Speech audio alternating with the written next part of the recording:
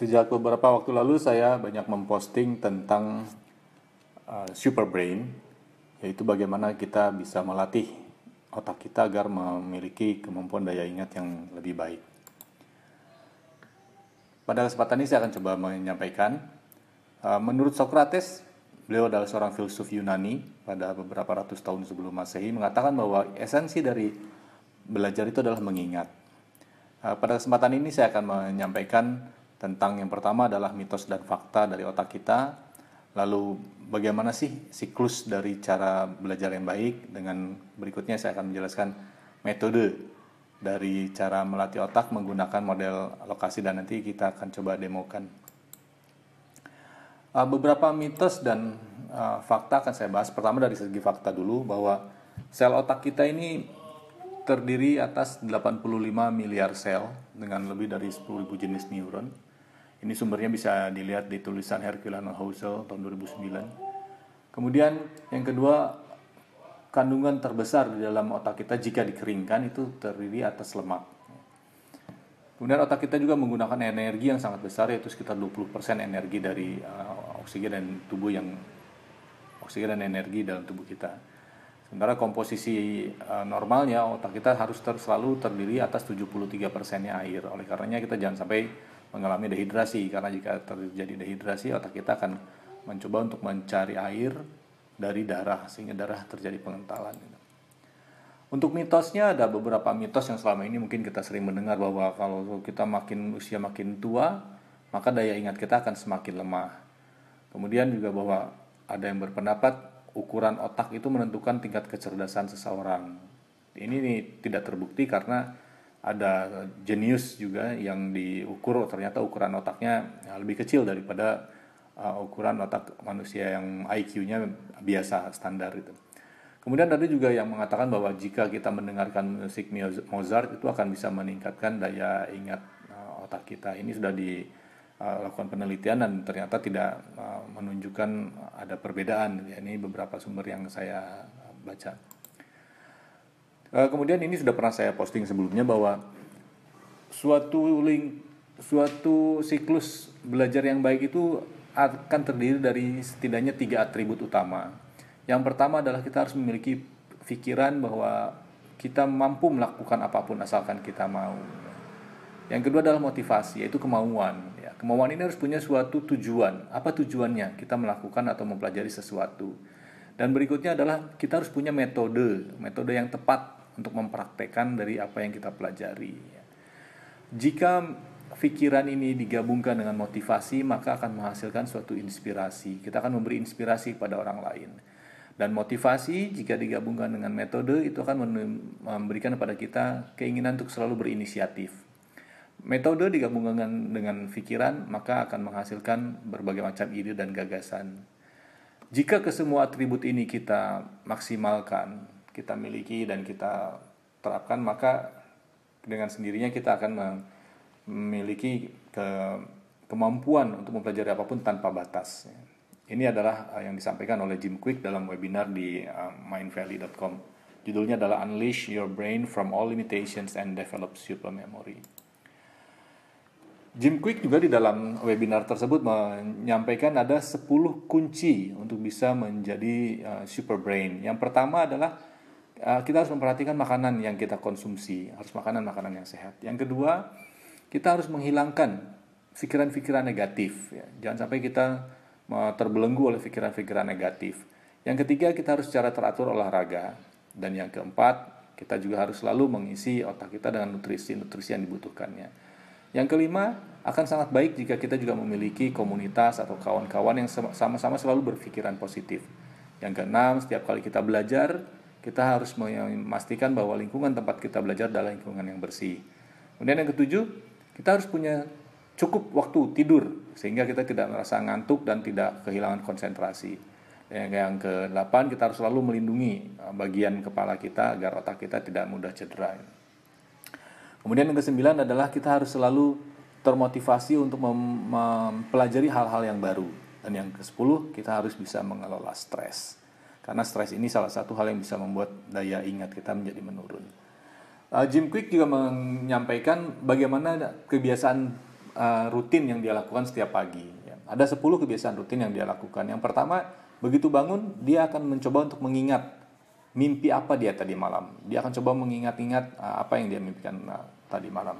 Yang saya praktekkan, saya mengingat-ingat apa yang saya lakukan kemarin, apa yang sedang saya pelajari untuk saya ingat di pagi hari pada saat saya bangun. Ini untuk menstimulus otak kita supaya langsung bisa aktif.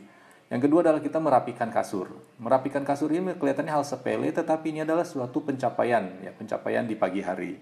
Dan ini sangat penting. Yang ketiga adalah kita minum, jangan sampai dehidrasi. Ingat bahwa pada saat tidur pun kita mengeluarkan keringat, ya, banyak energi yang terbuang. Yang keempat adalah kita sikat gigi. Ya. Sikat gigi ini kelihatannya hal yang biasa, tetapi yang dilakukan oleh Jim Kwik, dia melakukan sikat gigi dengan tangan yang berlawanan. Jadi kalau biasanya kita menggunakan tangan kanan untuk sikat gigi, beliau mencoba untuk menggunakan tangan kiri. Mungkin kita juga bisa mencoba merubah tangan yang kita gunakan. Yang kelima adalah kita bagi yang umat Islam melaksanakan sholat di pagi hari, sholat subuh. Kemudian bagi yang lain melaksanakan meditasi atau berdoa. Yang keenam juga adalah berolahraga. Olahraga pagi terbukti akan jauh lebih efektif dalam menjaga kebugaran tubuh dibandingkan dengan olahraga siang, apalagi olahraga malam. Yang ketujuh, Jim Kwik selalu mandi dingin. Dia tidak menggunakan air panas tapi menggunakan air dingin. Yang kedelapan adalah selalu memeriksa jadwal kegiatan apa hari itu. Yang kesembilan, ia rutin membaca sekitar 20 menit buku-buku yang menarik. Dan yang ke-10 adalah melakukan sarapan dengan makanan-makanan yang sehat. Ini adalah bagaimana Jim Kwik melakukan rutin setiap paginya. Sudah ingat belum 10 kunci super brain dan 10 kebiasaan pagi yang dilakukan oleh Jim Kwik? Mungkin sudah ada yang ingat ya, atau mungkin juga belum. Nah, saya akan coba mengajak bagaimana cara kita mengingat kata-kata tadi dengan namanya metode lokasi. Kita gambarkan hal yang paling mudah untuk mencari lokasi itu adalah tempat yang paling familiar dengan tubuh kita, ya, yaitu tempat-tempat yang memang selama ini mudah untuk kita gunakan sebagai patokan, ya. Yang pertama, ya, itu adalah kita menggunakan kepala. Kepala ini sebagai nomor 1. Jadi kata-kata yang pertama akan kita tempatkan di nomor 1 ini. Yang kedua itu adalah di hidung kita. Yang ketiga itu adalah di mulut kita. Dan yang keempat itu adalah di telinga kita. Yang kelima adalah di leher kita. Yang keenam adalah di bahu. Sementara yang ketujuh itu adalah di sekitar kerah baju kita. Yang kedelapan adalah di jari jemari kita, ya. Yang kesembilan itu adalah di perut kita. Sementara yang ke-10 itu adalah di bagian pantat kita di belakang ini, ya, tempat kita duduk, ya. 10 kata tadi, 10 kunci maupun 10 kebiasaan kita akan tempelkan di ke-10 lokasi ini. Itu adalah cara untuk mengingatnya dengan mudah dan cepat, ya. Nah, coba kita ulangi yang kita lihat sekarang, bahwa kita nomor 1 adalah kepala, nomor 2 adalah hidung, nomor 3 adalah mulut, dan yang nomor 4 kita adalah telinga, yang nomor 5 adalah di leher, yang nomor 6 itu adalah di bahu, ya. Yang nomor 7 itu adalah di sekitar kerah baju kita, yang nomor 8 itu adalah di jari jemari kita, yang nomor 9 itu adalah di perut kita, dan yang 10 itu adalah di bagian pantat kita, ya. Mari kita lihat, kita coba terapkan yang 10 karakter super brain tadi. Kita ingat bahwa ada 10 karakter untuk super brain. Kata-kata yang pertama adalah kita tempatkan di atas di kepala kita, yaitu dan seterusnya. Kata-kata yang pertama adalah makanan yang sehat. Kita membayangkan bahwa banyak makanan sehat yang kita taruh di kepala kita. Kemudian yang kedua adalah kita harus menghilangkan hal-hal yang negatif. Kita bayangkan bahwa hidung kita ini ada hal-hal negatif, kita buang dari hidung kita hal-hal negatif, ya, kita dengan bersin atau dengan membuangnya dari hidung kita. Yang ketiga adalah mulut kita. Kita membayangkan mulut kita ini melakukan olahraga, ya. Melakukan olahraga berarti mulut kita mengunyah, ya, untuk olahraganya. Sementara untuk yang keempat adalah nutrisi otak. Kita membayangkan dari telinga kita ini keluar nutrisi-nutrisi otak yang kita butuhkan. Yang kelima adalah kita memiliki kawan-kawan yang positif. Kawan-kawan positif ini kita bayangkan bahwa mereka memberikan pelukan, menciumi leher kita sehingga meninggalkan bekas di leher-leher kita, ya. Kita harus menggambarkan sesuatu yang sangat ekstrim sehingga lebih mudah untuk mengingatnya, ya. Yang keenam itu adalah lingkungan bersih. Kita bayangkan bahwa di bahu kita ini, ya, di bahu kita ini kita tempatkan berbagai macam alat pembersih ya untuk membersihkan lingkungan itu. Kemudian yang ketujuh itu adalah di kerah kita. Di kerah kita ini kita bayangkan kita menggantungkan hammock ya atau tempat tidur kita ya, sehingga kita bayangkan bahwa kita tidur di sini itu mengingatkan kita bahwa kita harus cukup tidur. Sementara di 8 ini adalah kita harus melindungi otak. Kita membayangkan tangan kita ini kita gunakan untuk melindungi kepala kita sehingga otak kita tetap terlindungi. Yang ke-9 itu adalah di perut kita. Bayangkan bahwa kita di perut kita ini memiliki banyak buku-buku baru yang akan kita pelajari ya. Nah, yang ke-10 itu adalah kita di bagian pantat kita. Kita akan mengelola stres. Jadi stres itu kita buang gitu dari belakang kita ini. Nah, ini adalah cara yang bisa digunakan untuk rekan-rekan menghafal, mengingat 10 karakter super brain yang disampaikan oleh Jim Kwik. Kita sekarang coba lagi untuk yang 10 rutin pagi super brain. Yang pertama tetap sama di kepala ya. Nomor 1 adalah ini nomor 2 ya, nomor 3 supaya rekan-rekan tidak lupa. Nomor 4 adalah di telinga, nomor 5 adalah di leher, nomor 6 adalah di bahu, nomor 7 adalah di kerah kita, nomor 8 adalah di jari-jari kita, kemudian nomor 9 adalah di perut kita, dan nomor 10 adalah di bagian belakang pantat kita ya. Nah, sekarang kata-katanya kita tempelkan di sini ya. Untuk nomor 1 adalah kita mengingat mimpi. Jadi di kepala kita ini kita buat seperti banyak mimpi di kepala kita ya. Kemudian yang kedua itu adalah kita merapikan kasur. Kita bayangkan bahwa di hidung kita ini ada kasur ya, hidung kita ini ditempelkan kasur di sini sehingga kita membayangkan kita merapikannya. Dan yang ketiga, ya, ini mulut kita membayangkan kita sedang minum, gitu, ya, sangat mudah. Dan yang keempat, kita membayangkan seolah-olah telinga kita ini digantungi oleh sikat gigi atau telinga kita ini dimasukkan beberapa sikat gigi ke telinga kita. Ya. Ingat bahwa semakin ekstrim bayangan yang kita buat, maka akan semakin cepat, semakin mudah kita mengingatnya. Yang kelima adalah sholat atau berdoa. Ya.